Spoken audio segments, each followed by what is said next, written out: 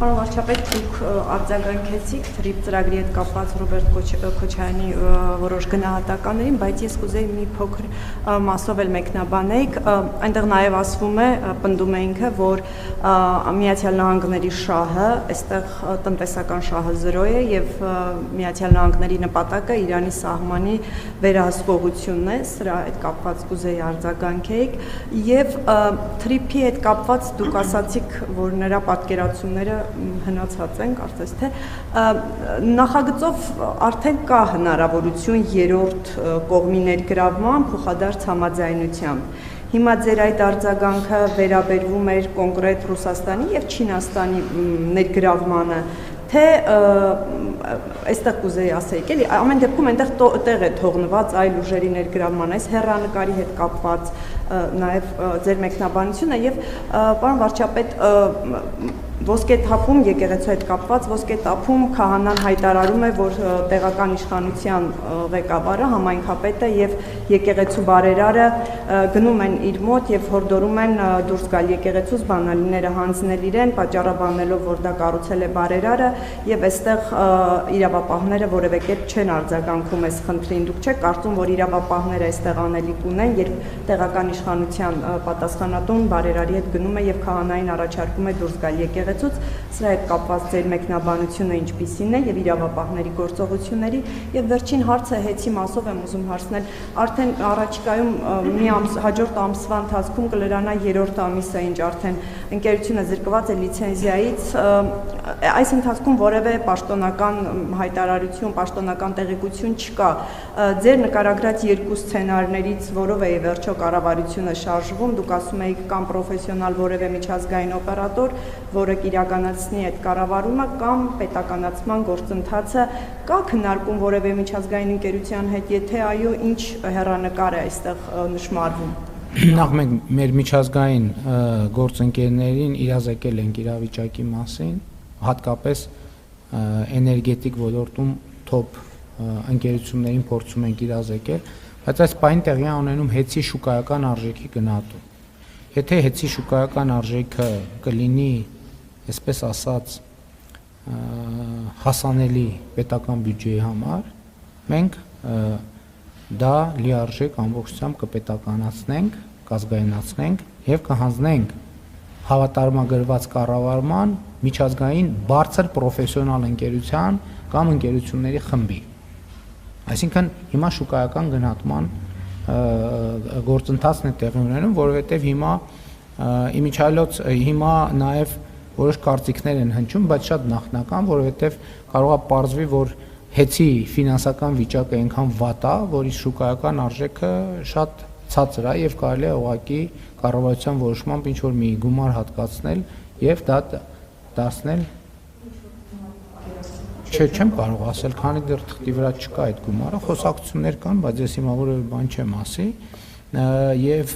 այս առումով կարծում եմ, որ մենք այսինքն մենք մեծ հաշվով շտապելու բան չունենք էլ։ Հեծը պատկանում է այս պահին ըստ էության դե ֆակտո առնվազն Հայաստանի Հանրապետությանը եւ մենք աշխատում ենք իմիջայլոց նաեւ ընկերության արդյունավետությունը, հարկային ակտիվությունը, թափանցիկությունը էականորեն բարձրացել է, շատ կարեւոր է արձանագրել, որ հեծը որպես գործընկեր բացվել է Հայաստանի տասնյակ, եթե ոչ հարյուրավոր ընկերությունների առաջ, որովհետեւ նախկինում հեծի մրցույթներին մասնակցում էին մեծ մասամբ,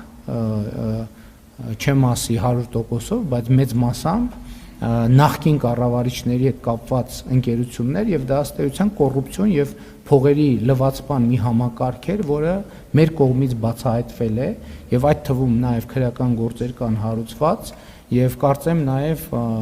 տնտեսվարողները այդ իրավիճակների մասին կարող են մեկնաբանել։ Ինչ վերաբերում է ձեր նշած դեպքին եկեղեցու մանրամասները չգիտեմ, չեմ կարող մեկնաբանել։ Ենթադրում եմ, եթե իրավապահները որևէ գործողություն անում են կամ որևէ գործողություն չեն անում, ուրեմն դրա համար ունեն համապատասխան հիմնավորումներ։ Ինչ վերաբերում է թրիփի վերաբերյալ ձեր հարցին, ուրեմն փաստաթղթերը հրապարակված են եւ օգոստոսի 8-ի նույնիսկ եթե թրիփի իրագործման շրջանակը հրապարակված, ստորագրված, ընդունված եւ հրապարակված չլիներ, բայց հրապարակված է, բարձ կլիներ, որ Հայաստանի Հանրապետության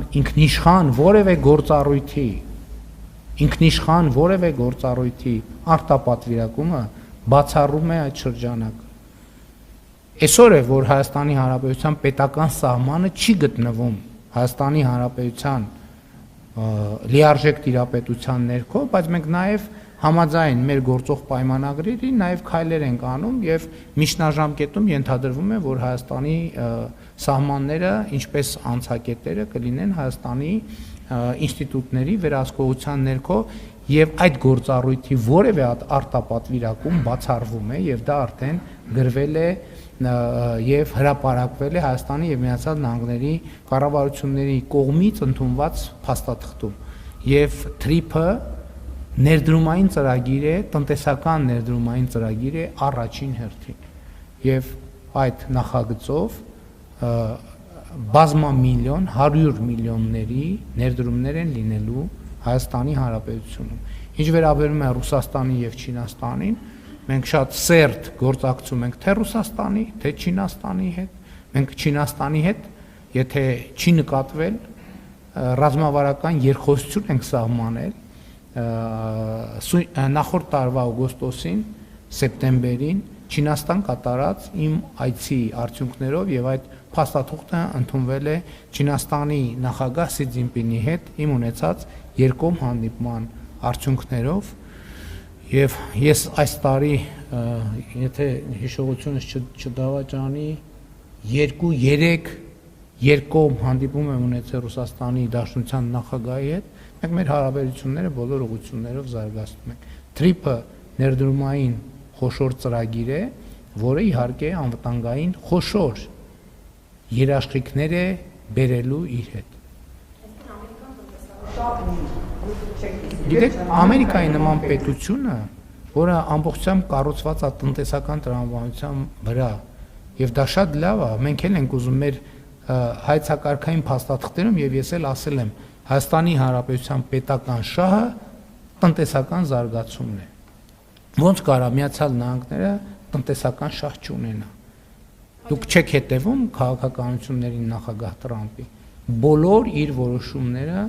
ունեն տնտեսական հիմնավորում, որովհետև Միացյալ Նահանգների տնտեսական զարգացումը, բարեկեցությունը